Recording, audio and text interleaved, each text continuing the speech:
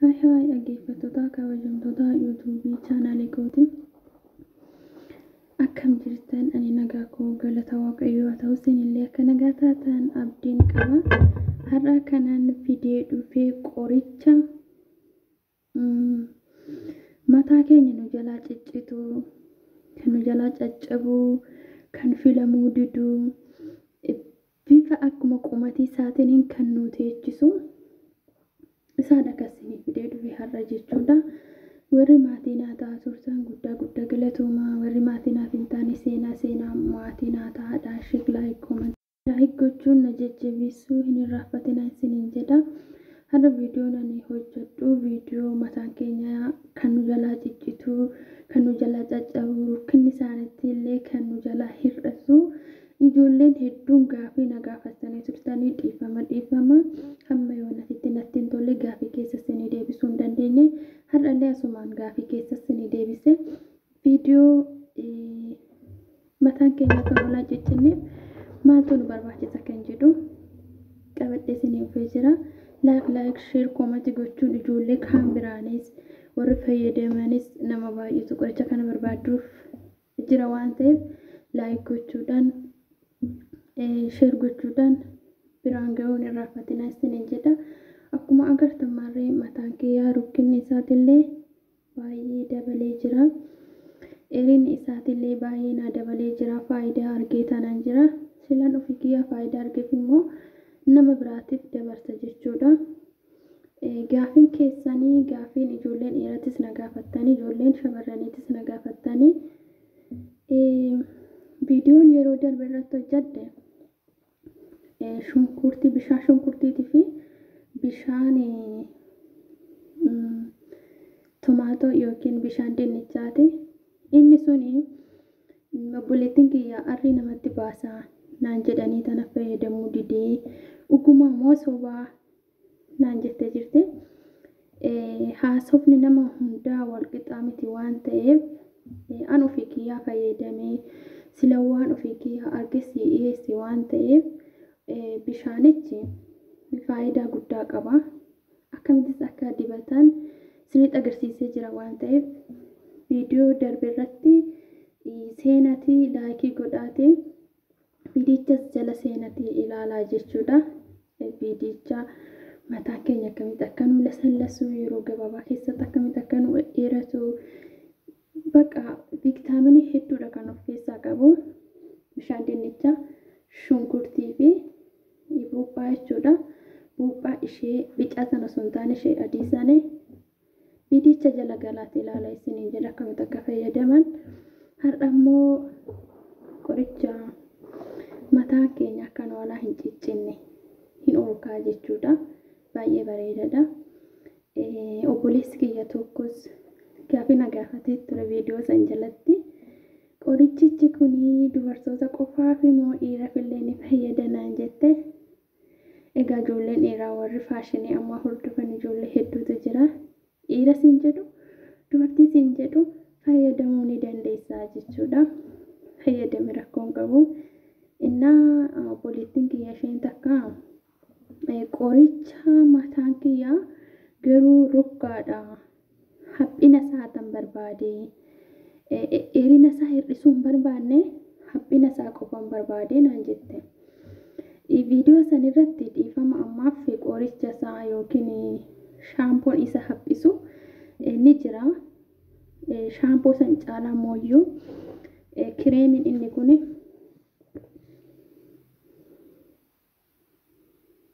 sitti mul'ata jedhee nan yaada. Kireemiin inni kun baay'ee bareedaadha. Haphina isaatillee rukkina isaa ni hir'isaa, haphiidha, qumatiidhaan ni teechisu. Kireemidha jechuudha. Bitachuu hin dandeessa. Maqaan isaa kinoansiira jechuudha. Maqaan isaa heer maaskii istireetment jedha afaan Ingiliffaatiin.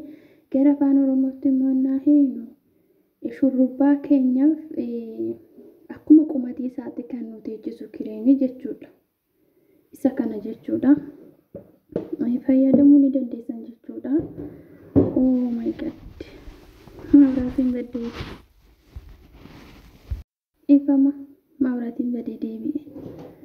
Maawuraatiin biyya kanaa abbatan qabu hin badesin ufate maawuraatiin naannaa badee innaa obboleettii kiyya isa kanaa bittinii kana fayyadamuu ni dandeessa jechuudha.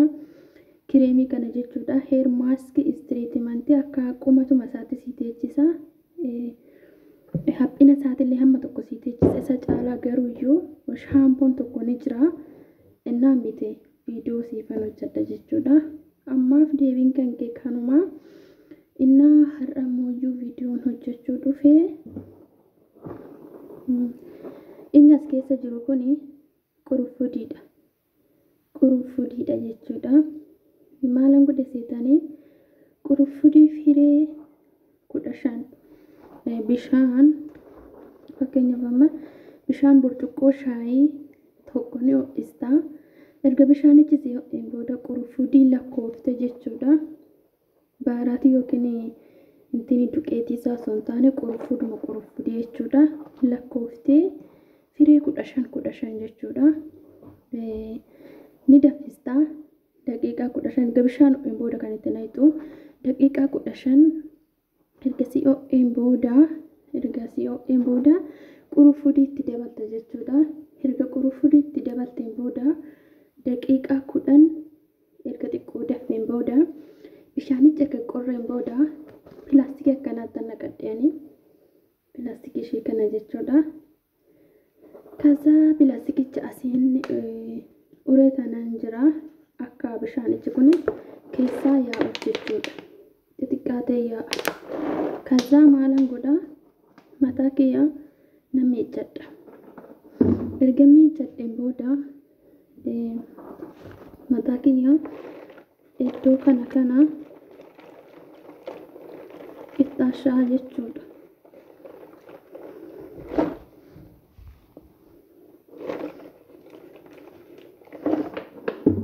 Akkuma argitan kana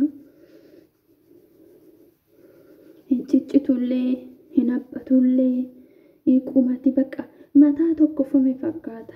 Mataa tokkofame jechuudha. Faaragiitti ashawoo osoo hin taane suuta jettee daqiiqaa 5 daqiiqaa 2 mataa adda qabee tanaan itti dibaan ammoo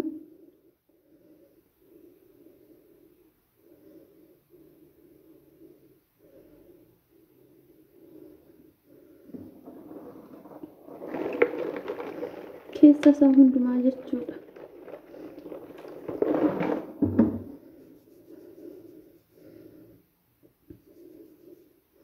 Dhugaa faayidaa baay'ee qaba. Silan ofii kiyya fayyadamee argeeffane itti fayyadamaa isiniin jedha. Mataa baay'ee hoomallee hin ciccitu. Adda kanallaan illee gara duubatti nama jalaa hin deemu. Addi keenyallee keessaa bahee nam tokko mataa addi isaanii addi kan kootillee akkas ture. Dura addi kiyya guddaadha. Rifeensi kiyya asiin hin jiru ture garuu amma baay'ee margee hin mul'ata inni jechuudha. Sinitti mul'ata jeetaan abdii qaba.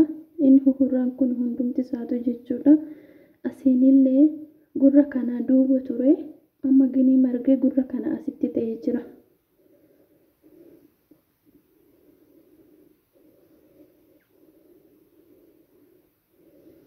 Amma jechuudha.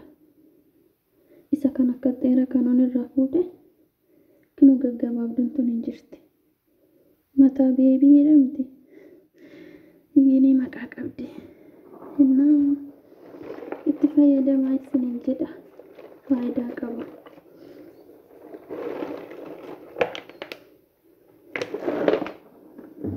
Urgaa qimamoota qaba. Maaliif kun inni intini waan ta'eef jechuudha. Maqaa isaa kana qurufudii waan ta'eef jechuudha. Isa kana biyaasii torbee tokko torbee 2 amma inni kun murtii 5 akkas naqa. Yeroo hundatti fayyadamu. Amma faayidaa guddaa isinii qaba.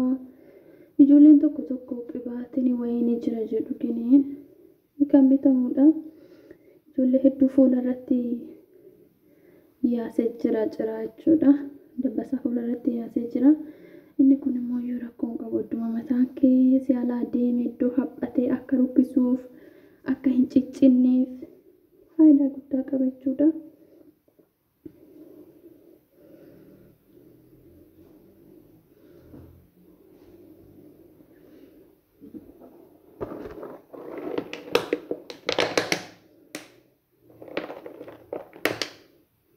Xixiqqeessee bu'aa innoo jechuudha.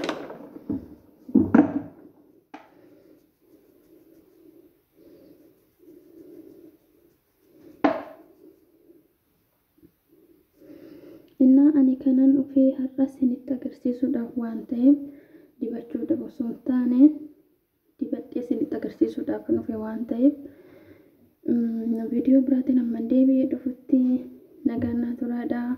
Gaafii waan barbaadan na gaafadhaa waan barbaadan irratti jechuudha. Amma bishaan isa kana bishaan qorufuudhiitti fayyadamaa isiniin jedha. Bifti isaa innaa kana fakkaata.